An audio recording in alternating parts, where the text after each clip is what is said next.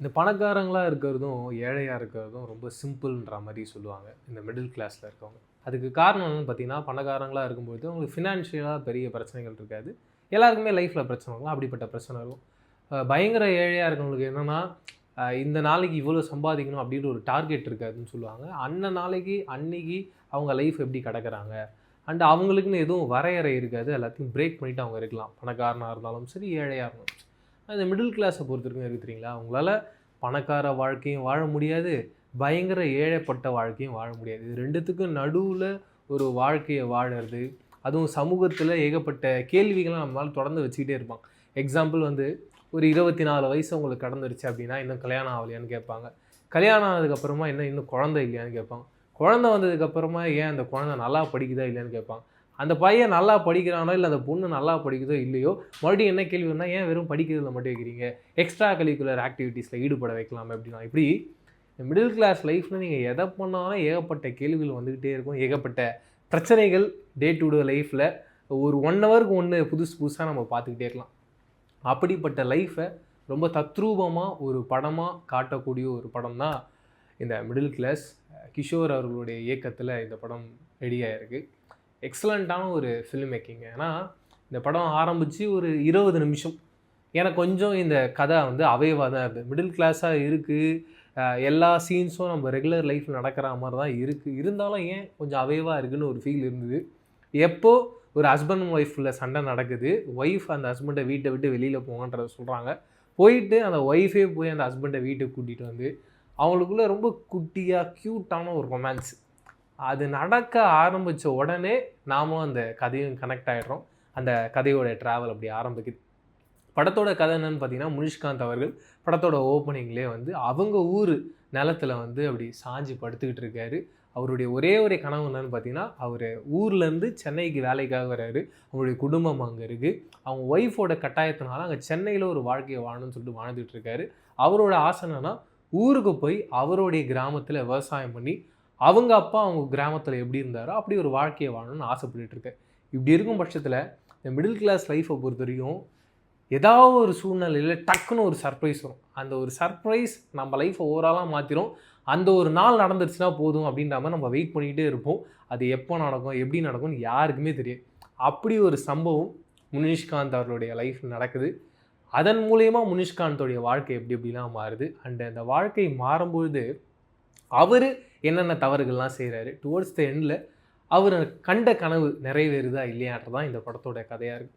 First of all இந்த படத்தோடைய director and ரைட்டருக்கு ஒரு பெரிய ஹேட்ஸ் ஆஃப் சொல்லி ஆகணும். அதுக்கு ரீசன் படத்தோட ஃபர்ஸ்ட் ஹாஃபை ரொம்ப ஜாலியாகவும் ரொம்ப இன்டென்ஸான ஒரு ட்ராவலுக்குள்ளேயும் ஒன்று போயிட்டு இருந்தது. ஏன்னா இன்டர்வல் பிளாக்ல ரொம்ப சீரியஸான ஒரு போர்ஷன். பட் அதை டேரக்டர் எப்படி ட்ரீட் பண்ணுறாருன்னு பார்த்தீங்கன்னா, அது அவ்வளோ சீரியஸ் வேண்டாம், இதை கொஞ்சம் காமெடியாக ட்ரீட் பண்ணுவோன்னு அந்த இடத்துல ஒரு மியூசிக்கெலாம் அந்த சீனை காமெடியாக ட்ரீட் பண்ணது எனக்கு ஒரு கொஸ்டின் மார்க் ஏற்படுத்துச்சு. என்னடா இது ரொம்ப சீரியஸான ஒரு சுச்சுவேஷன், ஏன் இது இவ்வளோ காமிக்கலாக ட்ரீட் பண்ணியிருக்காங்க. ஆனால் அந்த இடத்துல அந்த மியூசிக் சரியாக தான் எழுதுன்றத செகண்ட் ஹாஃபில் டேரக்டர் ப்ரூஃப் பண்ணுறாரு. ஏன்னா செகண்ட் ஹாஃபில் இன்னும் இன்டென்ஸாக பயங்கரமாக பேக் பண்ணி அடுத்த செகண்ட் என்ன நடக்க போகுது, ஒரு த்ரில்லர் படத்தில் ஒரு சீட் எட்ஜில் உட்காந்து நம்ம அந்த கதையை பார்த்துட்ருப்போம்ல, என்னன்னு அப்படி ஒரு எதிர்பார்ப்புலையும் எக்ஸைட்மெண்ட்லேயும் தான் இந்த கதையை நம்ம வந்து இந்த சீட்டு நுனியில் உட்காந்து பார்த்துட்டு இருக்க மாதிரி இருக்குது. எப்படியாவது முனிஷ்காந்துக்கு அப்படி ஒரு சம்பவம் நடந்துராதா, அவர் இங்கே வச்சுருப்பார் அங்கே வச்சுருப்பாரான்னு நம்ம காமனாகவே நம்மளுடைய மிடில் கிளாஸ் லைஃப்பில் என்னன்னா, இந்த கண்ணாடி சாவிலாம் இருக்குல்ல, அது வந்து நம்ம ரெகுலராக யூஸ் பண்ணுற பொருட்கள். ஆனால் அதை நம்ம எங்கேயாவது வச்சுட்டோன்னு வச்சுக்கோங்க, மறந்துடும். அது ரொம்ப நமக்கு பக்கத்தில் தான் இருக்கும், நம்ம தெரிஞ்ச இடத்துல தான் இருக்கும். ஆனால் நம்ம அதை ஊர் ஃபுல்லாக தேடும், கிடைக்கவே கிடைக்காது. என்றைக்காவது ஒரு நாள் சிம்பிளாக நம்ம வேறு ஏதாவது ஒன்று யோசிச்சிருக்கும் போது திடுதுப்புன்னு கிடைக்கும். அப்படி ஒரு சம்பவம் முனிஷ்காந்தர்களுடைய வாழ்க்கையில் நடக்குது. அது எந்த அளவுக்கு அவரை போட்டு ஒரு பாடாப்படுத்துதுன்ற ட்ராவலு செகண்ட் ஹாஃபை பயங்கர பீக்கில் சீட் எட்ஜ் அப்படின்ற ஒரு இடத்துல உட்கார வச்சு டேரக்டர், சினிமோட்டோகிராஃபர், எடிட்டர், சாம் லோகேஷாக இருக்கட்டும், மியூசிக் டைரக்டராக இருக்கட்டும், எல்லாருமே அந்த அளவுக்கு பயங்கரமாக பேக் பண்ணியிருந்தாங்க. அண்ட் முனிஷ்காந்த் அவர்கள் ஒரு பயங்கர எமோஷ்னலான ஒரு சீக்வன்ஸ் இருக்குது.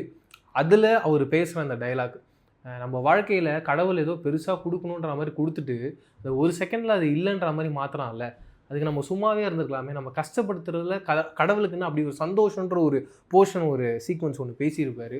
அவ்வளோ எமோஷ்னலாக கண்டிப்பாக நம்ம எல்லாருடைய வாழ்க்கையிலையும் அப்படி ஒரு சீனை கடந்து போயிருப்போம் அப்படின்ட்டு அந்த பிளாட்டுக்குள்ளே அந்த ஒரு சீனை அமைச்சிருந்தாங்க. அண்டு விஜய் அவர்கள் அவங்கள சொல்லவே வேணாம். சென்னை 28லேருந்து அவங்கள பார்த்துட்டு வரோம். ஒரு எக்ஸ்ட்ராடினரியான பெர்ஃபார்மர். இந்த படத்துலையும் அவங்களுக்கு கொடுத்த கேரக்டரில் ரொம்ப நீட்டாக, ரொம்ப கரெக்டாக, ரொம்ப அழகாக நடிச்சிருந்தாங்க. அவங்க வந்து சீரியஸாகவே காமெடியும் பண்ணுறாங்க, சீரியஸாக எமோஷனும் பண்ணுறாங்க, சீரியஸாகவே ஒரு லவ்வை காட்டுறாங்க. அந்த ஒரு ஆர்க் இருக்குல்ல, அவங்க கேரக்டரை வந்து எது கெட்டாலும் எடுத்தெறிஞ்சு பேசுறது, அவங்க ஹஸ்பண்டை ஒரு துச்சமாக நினைக்கிற ஒரு கேரக்டராக அவங்க வெளியில் போர்ட்ரே பண்ணுறாங்க. ஆனால் அவங்க மனசுக்குள்ளே அப்படிப்பட்ட ஒரு கேரக்டராக இல்லைன்றத இது ஆடியன்ஸுக்கு புரிய வைக்கிற மாதிரி நடிக்கிற நடிப்பு இருக்குல்ல, அது சாதாரண விஷயம் கிடையாதுங்க. அது ரொம்ப ஈஸியாக ஒரு லெஃப்ட் ஹேண்டில் விஜய் ஹேண்டில் பண்ணிட்டு போயிருக்காங்கன்ற ஒரு ஃபீல் தான். அண்ட் ஒரு ஃபோனில் வந்து ஒரு யூடியூப் சேனல் வீடியோவாக அவங்க பேசியிருப்பாங்க. அதில் வந்து ஒரு 2 நிமிஷம் சீன் வச்சுக்கோங்க. அந்த 2 நிமிஷம் சீனை அவங்க ஹோல்ட் பண்ண விதம் அண்ட் ஓவராலாக எந்தெந்த இடத்துலலாம் பிரச்சனை வருதோ அவங்க ஷிஃப்டாக வர இடம், பிரச்சனை நடந்து முடிஞ்சதுக்கப்புறமா என்ன இருந்தாலும் கடைசியில் அவர் நம்ம புருஷன், அவரை நம்ம தான் பார்த்துக்கணும், அந்த இடத்துல யோசிக்கிற அந்த கேரக்டரைசேஷனு இந்த படத்தில் வந்து ஹஸ்பண்ட் கேரக்டராக இருக்கட்டும், அவங்க ஒய்ஃப் கேரக்டராக இருக்கட்டும், இந்த ஹஸ்பண்ட் அண்ட் ஒய்ஃப்குள்ளே நடக்கிற பிரச்சனையினால் அந்த குழந்தைங்களுடைய லைஃப் எந்த அளவு பாதிப்படையுது அப்படின்னு எல்லாருடைய ட்ராவலையும் ரொம்ப டீட்டெயிலாக இந்த கதை ஹேண்டில் பண்ணியிருந்தது. அதுதான் இந்த மிடில் கிளாஸோடைய ஒரு பெரிய ப்ளஸ்ஸாக பார்க்குறேன். இந்த படத்தோட டேரக்டர் எப்படி இந்த பிளாட்டை ஃபில் பண்ணியிருந்தாருன்னா, படத்தோட ஃபர்ஸ்ட் ஹாஃபை பொறுத்த வரைக்கும் ரெகுலராக எல்லாருடைய வாழ்க்கையில் நடக்கிற சீக்வன்ஸை வச்சு இந்த கதையை கனெக்ட் பண்ணிடும். செகண்ட் ஹாஃபில் ஒரு பிரச்சனை நடக்குது, அந்த பிரச்சனையை வேறு ஆங்கிளில் எங்கெங்கேருந்துலாம் அந்த பிரச்சனையை பார்த்தா அந்த பிரச்சனையை டீல் பண்ண முடியும், அந்த பிரச்சனை எதை நோக்கி போயிட்டுருக்கு, அதை எப்படி சால்வ் பண்ண முடியுன்ற அந்த ஒரு இன்வெஸ்டிகேஷன் ட்ராவலுக்குள்ளே போனது தான் இந்த கதையை இன்னும் ஸ்பெஷலாக மாற்றுச்சு அப்படின்ற மாதிரி நான் ட்ரீட் பண்ணுறேன். அண்ட் டுவோர்ட்ஸ் த எண்டில் அவங்க சொல்ல வந்த மெசேஜ்னா, நம்ம எல்லாருமே நம்ம வீட்டில் ஒன்று பேசுவோம், நம்ம தாத்தா இவ்வளோ சொத்து சம்பாரிச்சு வச்சுருந்தா நம்ம ஏன் இப்படி இருக்க போகிறோம், பாரு இவங்க தாத்தா இவ்வளோ சம்பாதிச்சிருக்காரு, அவங்க தாத்தா அவ்வளோ சம்பாதிச்சிருக்காரு, நம்ம என்ன சம்பாரிச்சோம் அப்படின்னு ஒரு கேள்வி இருக்குல்ல, அதை நம்ம யாருமே யோசிக்கிறதே கிடையாது. அந்த ஒரு பிளாட்டுக்குள்ளே போயும் அதை டச் பண்ணி இந்த கதைக்குள்ளே ஒரு மெசேஜ் சொல்கிறதா இருக்கட்டும். அண்டு நம்மக்கிட்ட ஒரு பெரிய அளவில் காசு வருதுன்னா இந்த மிடில் கிளாஸோட மென்டாலிட்டி எப்படி இருக்குன்னு பார்த்தீங்கன்னா, அவனே எல்லா காசையும் வச்சுக்கணும்னு நினைக்க மாட்டான். எக்ஸாம்பிள் ஒரு ஹோட்டலுக்கு போகிறாங்கன்னு வச்சுக்கோங்களேன், அவங்களுக்கு வந்து அந்த மாத சம்பளம் வந்திருக்குன்ற பட்சத்தில் அவங்கக்கிட்ட ஒரு 1000 ரூபாய் இருக்குது அப்படின்னா, அதில் வந்து இந்த டிப்ஸ் கொடுக்குறவங்களுக்கு எப்பயும் 10 ரூபா கொடுக்குறாங்கன்னா அன்றைக்கி ஒரு 20 ரூபா 30 ரூபா கொடுப்பாங்க. அந்தளவுக்கு ஒரு நல்ல மனசு கொண்ட ஒரு ஆட்களாக தான் அந்த மிடில் கிளாஸ் ஆட்கள் இருப்பாங்க. அதுலேயும் ரொம்ப நல்லவனாக ஒரு கேரக்டர் இருந்தாருன்னா அவர் யாருன்றது தான் முனிஷ்காந்த்.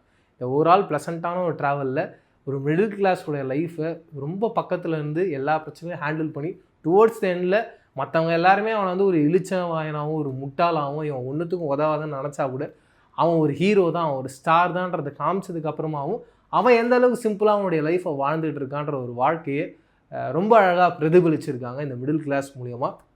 எனக்கு இந்த படம் ரொம்பவே பிடிச்சிருந்து.